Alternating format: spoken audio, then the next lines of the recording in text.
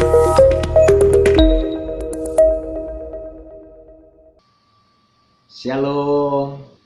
mari kita membaca firman Tuhan dalam kitab Para Rasul pertama ayat yang ke-11.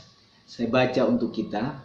Kisah Rasul pasal yang pertama ayat 11 dikatakan di sana, "Hai orang-orang Galilea, mengapa kamu berdiri melihat ke langit?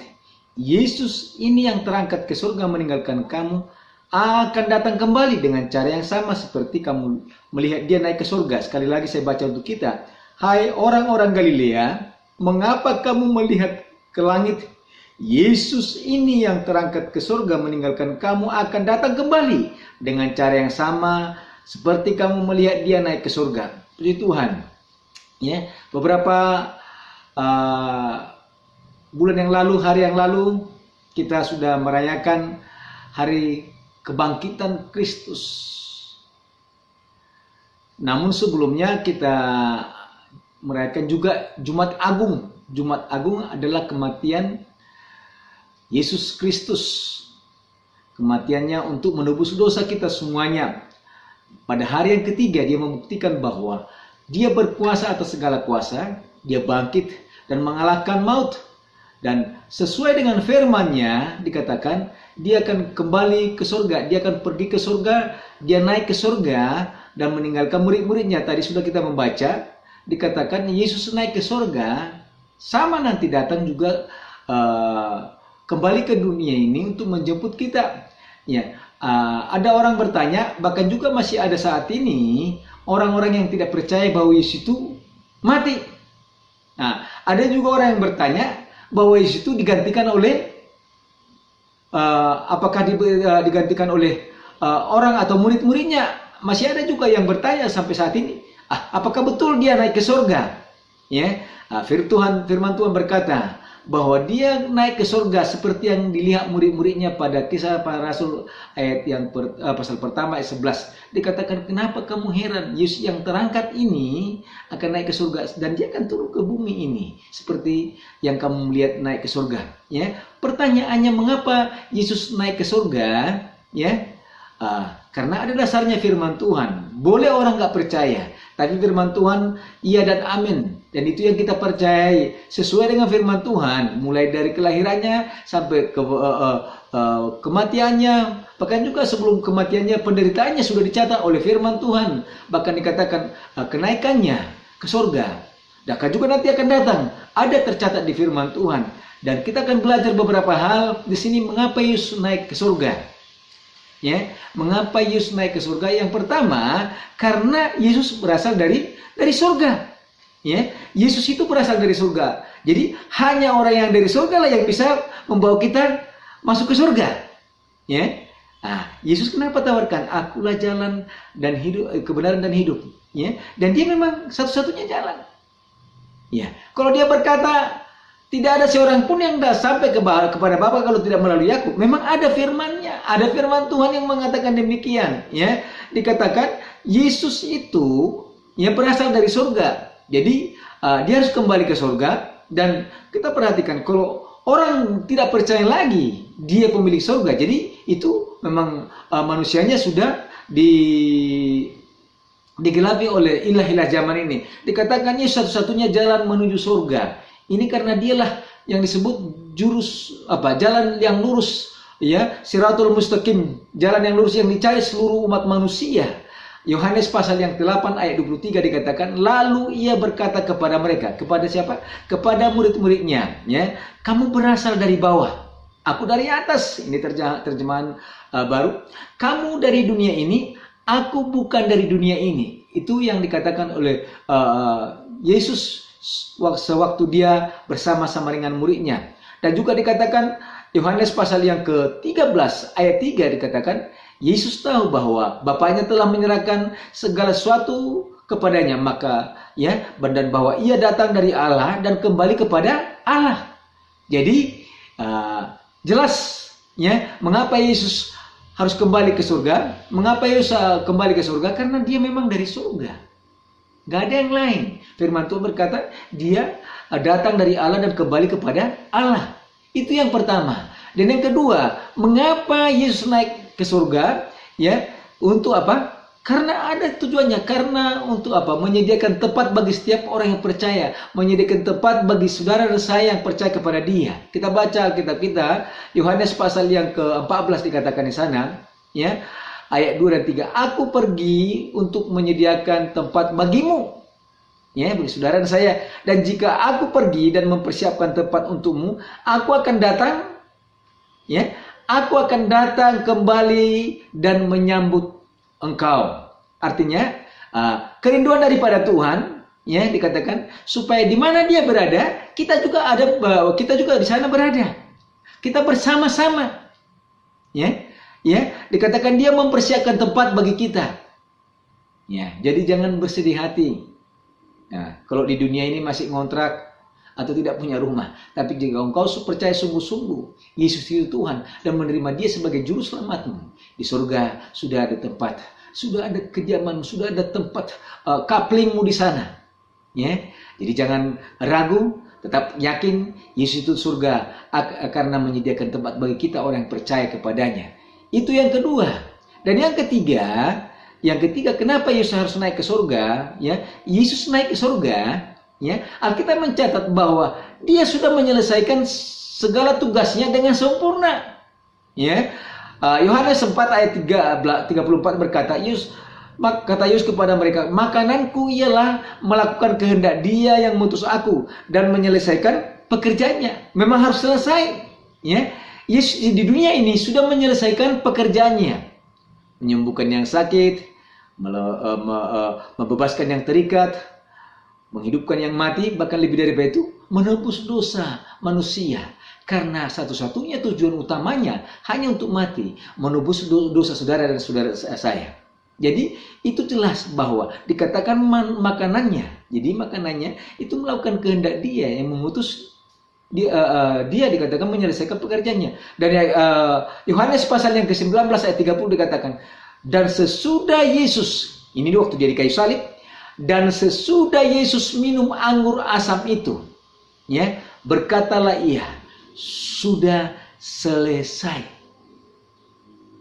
Ya.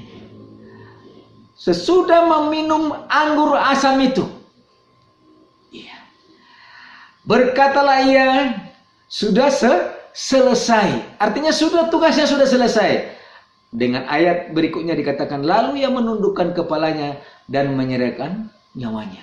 Jadi saat itu, waktu Dia naik ke surga, bahwa pasti pekerjaannya sudah selesai.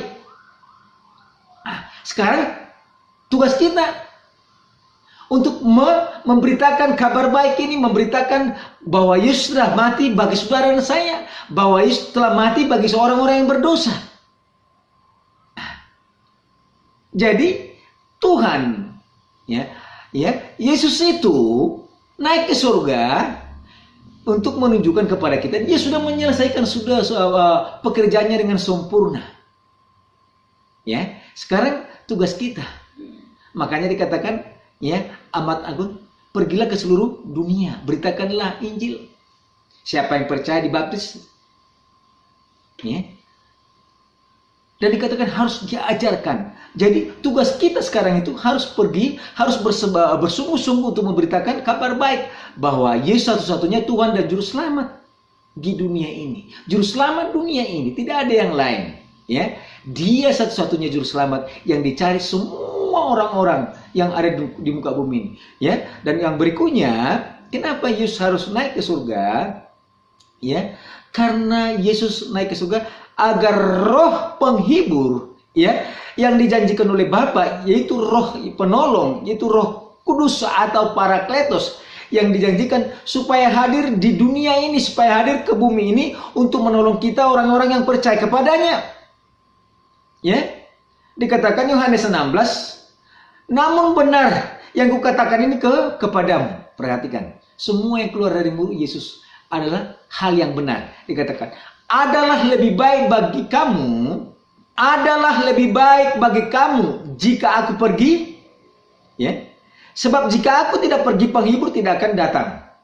Jadi Yesus tahu bahwa kalau Dia masih ada bersama-sama dengan kita, bersama-sama dengan murid-muridnya. Penghibur itu, penolong itu tidak akan dikirim oleh Bapa. Namun waktu dia naik ke surga, dikatakan firman Tuhan, Bapa menjanjikan seorang penolong yang lain, yaitu Roh Kudusnya. Ya, Roh Kudusnya. Tetapi dikatakan Yohanes 16, tetapi apabila ia datang, yaitu Roh kebenaran, ya, Roh kebenaran, ia akan memimpin kita ke dalam ke seluruh kebenaran dan seterusnya.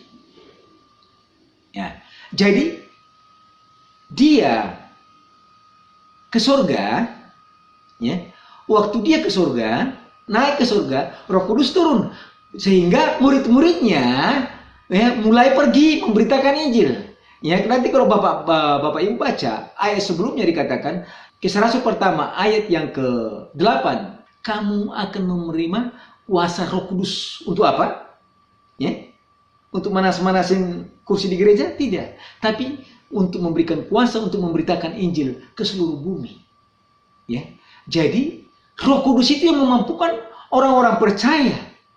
Kalau kita lihat di gereja mula-mula, ya, orang-orang yang kita kenal murid Yesus, orang biasa-biasa, Petrus pengecut, Thomas orang yang ragu-ragu, bahkan rasul-rasul yang lain dipakai Tuhan dengan luar biasa. Gereja Tuhan di gereja mula-mula juga luar biasa sampai hari ini. Kita lihat banyak hamba-hamba Tuhan saat ini, ya, bukan cuma hanya pendeta, tapi semua orang-orang percaya dipakai Tuhan dengan luar biasa, menyembuhkan orang sakit, memberitakan kabar baik, melepaskan yang terbelenggu. Itu karena Yesus naik ke surga. Yang pertama tadi apa? Kenapa Yesus harus naik ke surga? Yang pertama, karena dia berasal dari surga. Ya. Hanya Yesus berasal dari surga, bukan dari dunia ini. Dari kelahirannya dikandung oleh Roh Kudus. Ya. Dia firman Tuhan. Yang kedua, dikatakan kenapa dia harus pergi ke surga? Supaya menyediakan tempat bagi kita. Dunia ini Bapak Ibu hanya sementara. Hanya sementara. Nih, lihat orang lahir tiba-tiba sudah pergi. Dunia yang kita tinggalin sekarang ini hanya sementara. Tapi perhatikan, dunia yang kita hidupi sekarang ini itu akan menentukan dunia yang akan datang. Banyak orang beranggapan kalau udah selesai di dunia ini tidak ada lagi dunia yang lain, tidak ada lagi kehidupan yang lain. No. Hidup kita yang sekarang ini, ya, kalau kita udah selesai di dunia yang sekarang ini, akan ada dunia yang baru, akan ada kehidupan yang baru. Tinggal pilih di surga atau di neraka. Ya, jadi kehidupan kita yang sekarang ini akan menentukan kehidupan yang akan datang, tergantung bagaimana saudara hidup. Ya, jadi Yesus naik ke surga untuk menyediakan tempat bagi orang yang percaya.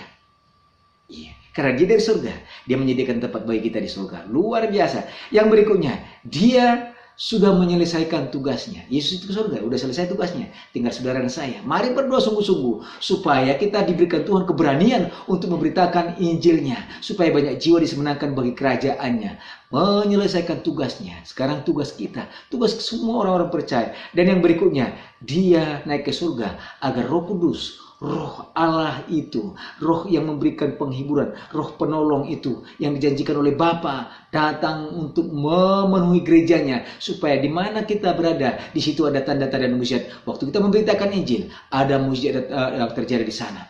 Dan saya percaya di akhir-akhir sekarang ini, ya, banyak anak-anak Tuhan yang penuh dengan semangat memberitakan Injil. Gak perlu takut, gak perlu malu, gak perlu malu. Yang penting kita, ya, tahu bahwa Yesus itu datang ke surga, naik ke surga karena kita telah dipersiapkan untuk menanti kedatangannya yang terakhir, dan kita akan bersama-sama dijemput bersama-sama di hari kedatangannya nanti, memerintah bersama-sama dengan dia dan bersama dengan seluruh orang percaya dan malaikat-malaikatnya memuji menyembah dia. Luar biasa. Dan saya percaya jika saudara sungguh-sungguh ikut Tuhan, jika saudara sungguh-sungguh percaya firman Tuhan, Yesus ada di surga sedang menanti saudara, ya, sedang menanti kita, ya, bagaimana kita hidup, bagaimana kita memberitakan kabar baik ini. Waktunya tinggal sedikit. Iblis sudah mulai kerjanya luar biasa, ya, kalah kita. Tapi melalui firman Tuhan ini saya mau dorong kita semuanya, ayo bersemangat untuk melayani Tuhan, ayo bersemangat melayani Tuhan. Banyak yang perlu dilakukan, ya, nggak harus jadi pendeta, cukup kita jadi kesaksian kepada orang lain. Nggak harus jadi pengkhotbah, tapi cukup kita bersaksi, ngomong kepada orang lain, Yesus itu Tuhan satu-satunya. Itu yang mengubah hidupku. Itu yang memberikan aku kemampuan untuk boleh hidup sampai saat ini. Saya percaya apa yang kita dengar firman Tuhan ini, itu akan menguatkan kita sambil menanti hari kedatangannya. Dia akan datang segera. Terima kasih. Tuhan Yesus memberkati. Shalom.